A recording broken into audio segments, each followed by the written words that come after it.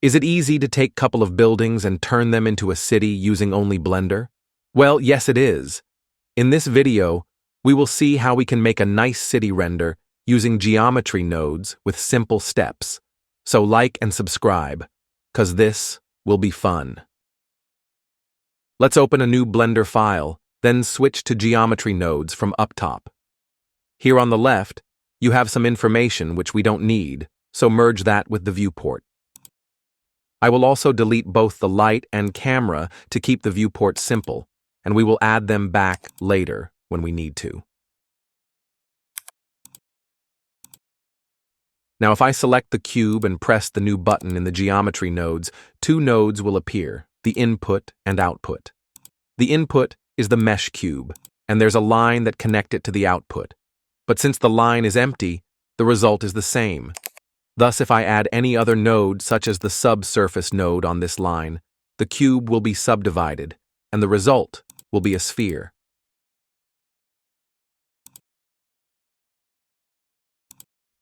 To make a city, we need a ground, so the cube is not needed. What we need here is either a mesh plane or a grid node from the geometry nodes add menu. So hit Shift-A to search for it, then connect it to the output, mesh to geometry. The grid will go like this in wireframe mode, and we have 4 fields to control. 2 factors on it for X and Y. The vertices number is for the subs on this grid, while the top ones are for the scale. I will keep the subs on default 3 and scale it up to around 30 on both axes.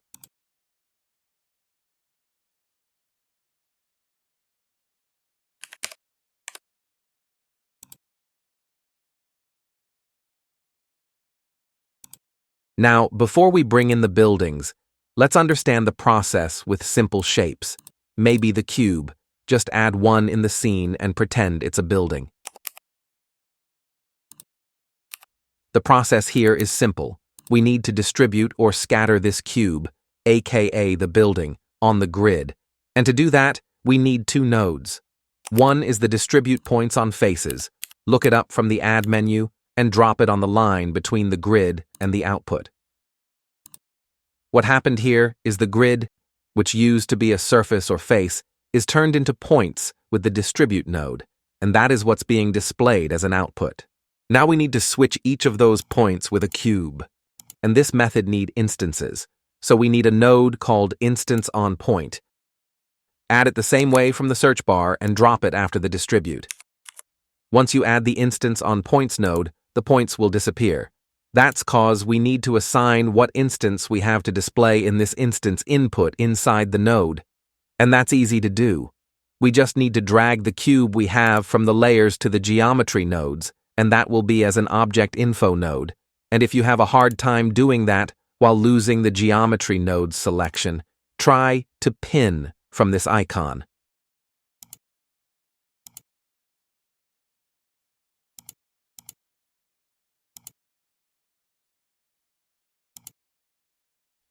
Now that we brought in the cube, we can connect its geometry to the instance input, and the scene should go wild like this. It goes like this, 'cause the cube size and the density are high, so drop one of them to see things clear. But you will also notice that we lost the ground we had, the basic grid shape, which we still need it. So to get it back, we need a direct connection from the grid to the output, and for that we have the join geometry nodes, which provide an extra output socket to solve out problem. So add it right before the output node and connect the grid mesh to it.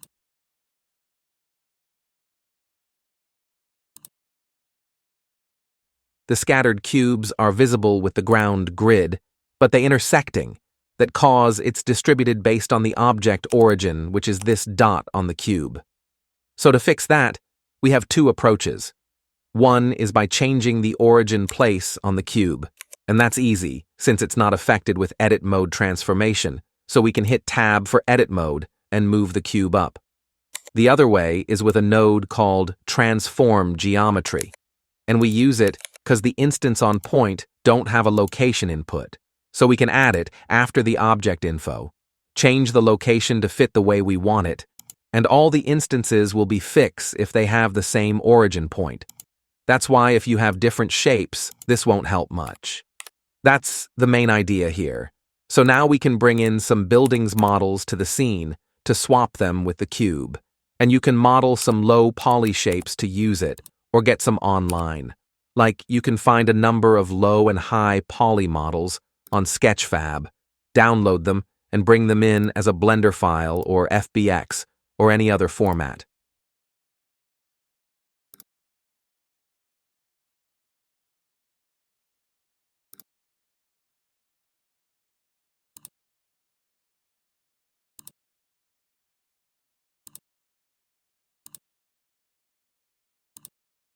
Delete the cube from both the scene and geometry nodes object info. Then we can make a new collection. Name it something nice and drop the buildings models you have in it.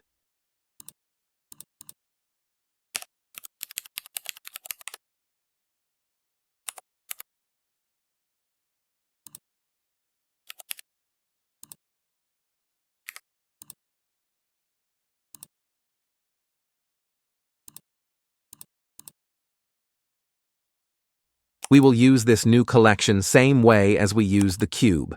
And once you drag it to geometry nodes, it will appear as a collection info, so plug it to the instance input, like before.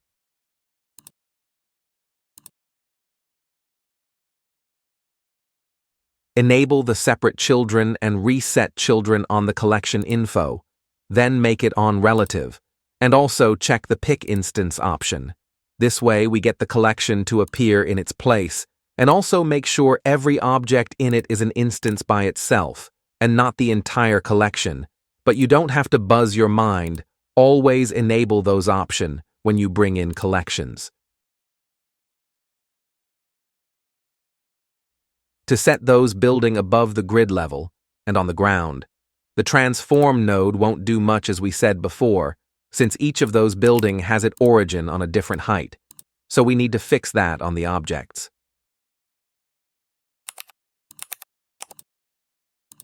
Open the Options tab at the top right corner and enable Effect Origins and Locations.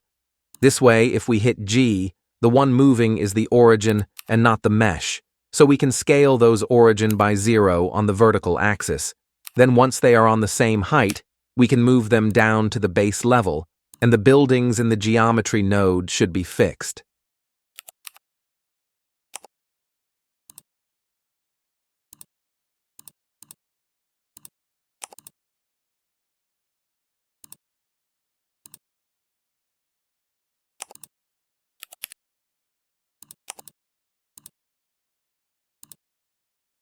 What left is couple of tweaks, but first let us fix the density, 'cause it feels empty and you can crack it up, but the building will start intersecting with one another. So we can fix that by switching the distribution type from random to disk. This way we get the minimum distance value, and with it we can set a distance for the building to not intersect. So play with it to get a nice shot from the angle you want the shot to be at, because it will still have some intersecting object since it scatter them based on the origin regarding if the object is wide or narrow, but you can still manage with the seeds to get different patterns. The instance on points node has a rotation and a scale values, and we can control that using the random value node to add some difference on both direction and size for each building. Search for the random value node in the Shift A menu, then add it. With the rotation, we will go with the vector type for the random node, so pick that, then connect it to the rotation input. The max is set on 1 for all axes, so make the top ones, the X and Y on 0. Then, to get 90 degrees rotation on those buildings, we need to add the vector math on snap type, so look for it and drop it after the random value.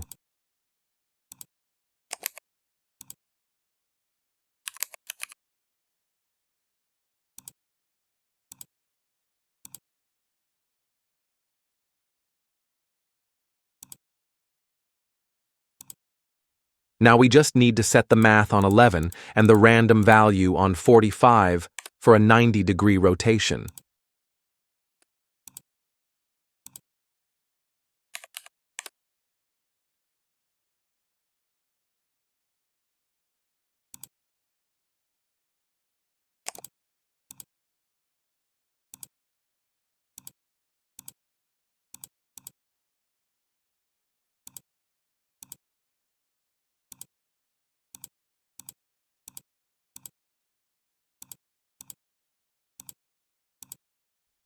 We will also do some randomization on the scale, so Shift D to copy the random node, then connect it to the scale and manage the mini and max values to get some variation on the size, but using the vector type in the scale isn't the best option, because once the gap between the mini and max values are big, you will distort the size of the building.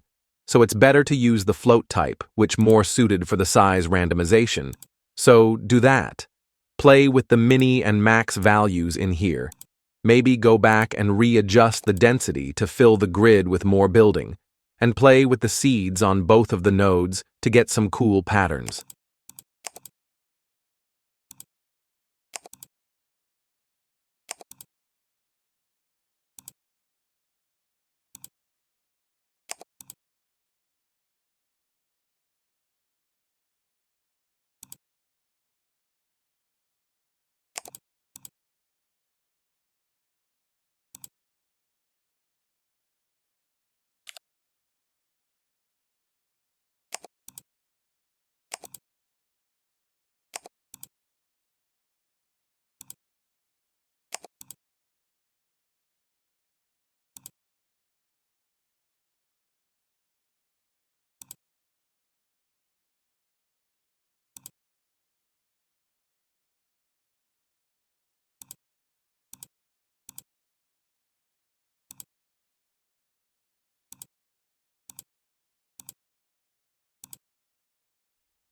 The next thing we need to do is cut some roads on this city, and we do that using any object so we can add a cube in the scene and make sure you're not adding it in the same collection as the buildings. Let me scale the cube to a visible size, maybe switch it to wireframe preview from the object data, then we can drag it to the geometry nodes as an object info node. I will also need a Boolean math on not and a raycast node, so look for those in the search bar.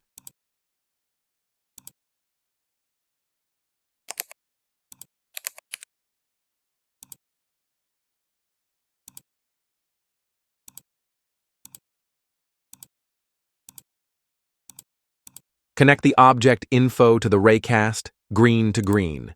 Then plug the raycast IAS hit to the Boolean and all the way to the instance selection input to control where the instance will show and disappear.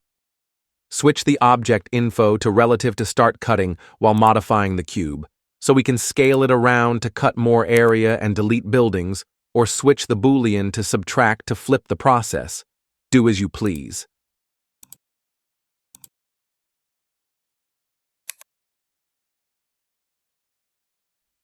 Now that you know the process, we can change the cube to some road mesh, so using a plane the size of the grid with some cuts to identify road-looking shapes on it, simple process in edit mode with Ctrl-R to add loop cuts, then delete the big faces or where you want to leave the building, cause the mesh left is where you will have roads.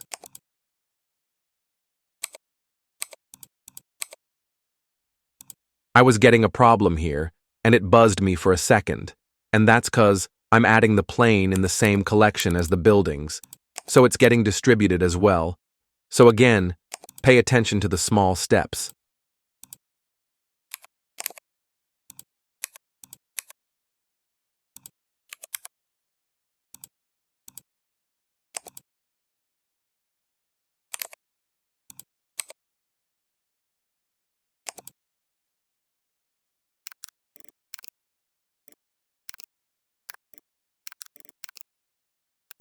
I did add some cuts with Ctrl-R, inset the outer edge with I key, and deleted the big faces to leave the buildings there.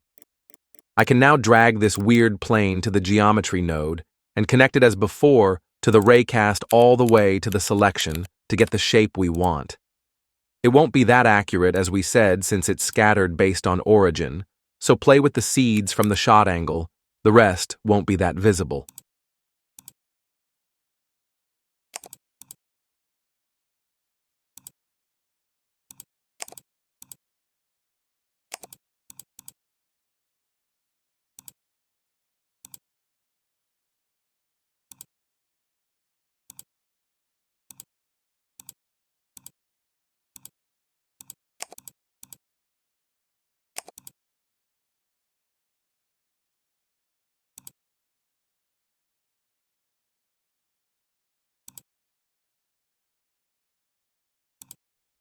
What's left is a couple of moves to set a render for this city, so I will add a plane under it and a camera from an aerial view to capture most of it. With aerial shot or shots from top looking down, it's better to make the focal length in the camera on 400 or 500. This way, we make sure the vertical lines are not shifted and stay straight.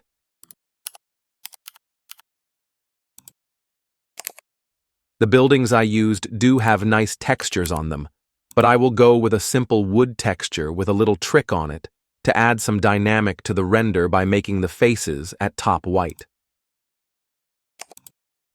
So add any wood texture you have to a mesh at the side, then mix it with a white diffuse or another principled node, then use a geometry normal with a separate axis node as shown to get the result you want.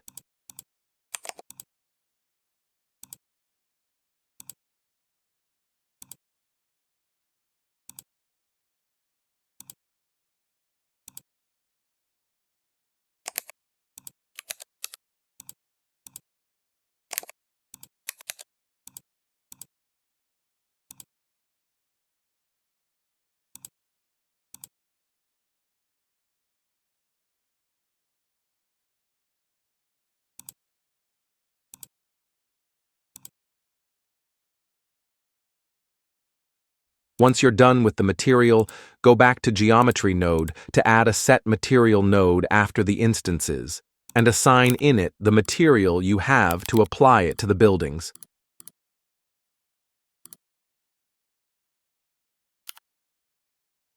The bottom mesh can have a dark reflective shade, then we can switch to Cycles Render and make use of some area lamps to lit the scene from different corners.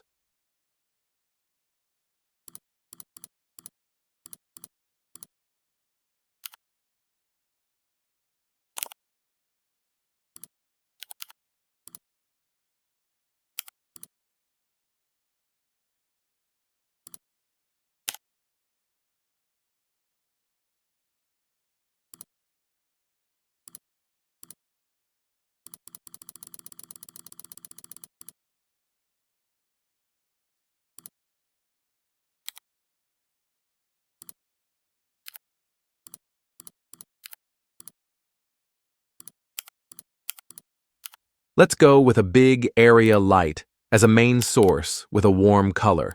Play with the power based on the scale of the city and make it drop light from the left.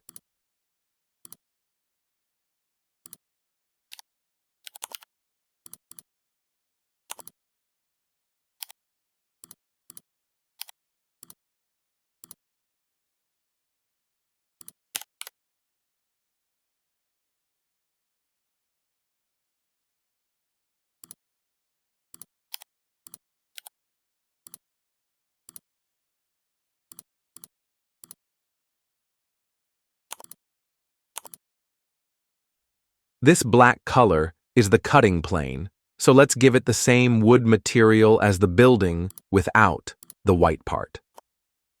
If you moved the cutter up and lost the Boolean, it's because of the raycast direction, so just make it on one and it should go fine on all cases. I will add the wood texture to the grid as well, so copy the Set Material node on the grid line to the output and use the wood material. The rest is just lighting the roads with different area light on random powers and colors based on what you like. Maybe drop some crowds on the roads or do it as a small size model with objects on the side like books and other stuff to add more to the shot, but make it on the shadow side to keep the main focus clear.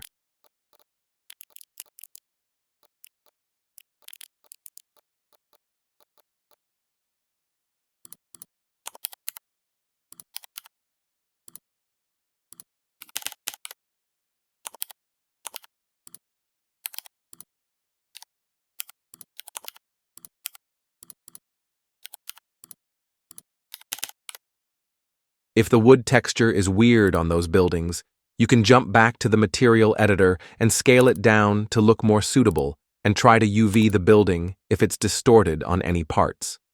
You can render this with 600 samples and double the resolution with the remaining settings as default, and it will be like this. That's it.